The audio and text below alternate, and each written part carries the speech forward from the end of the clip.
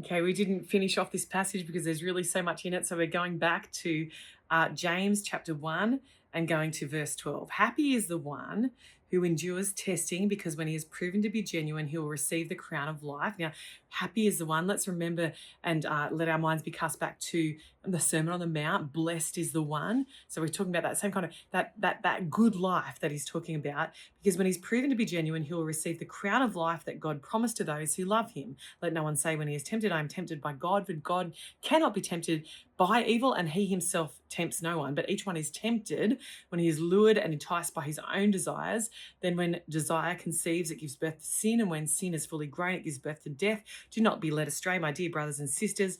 And we're going to go one verse more. All generous giving and every perfect gift is from above, coming down from the Father of lights, with whom there is no variation or the slightest hint of change.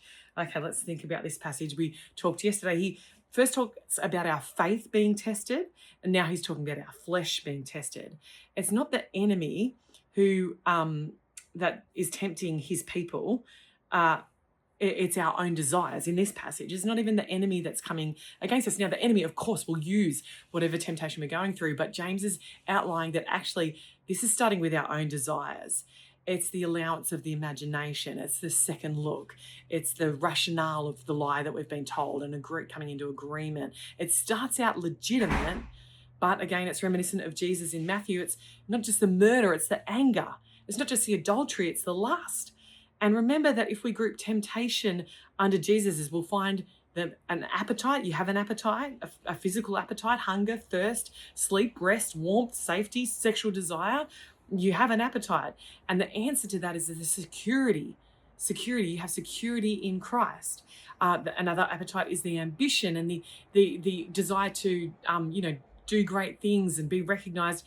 The antidote to that is the significance. In Christ, you are significant. The other thing that gets tempted is our want for acceptance. And the antidote to that is to know that in Christ we're loved. But we have these natural desires, and that's what the enemy appeals to, our appetite, our ambition, our acceptance.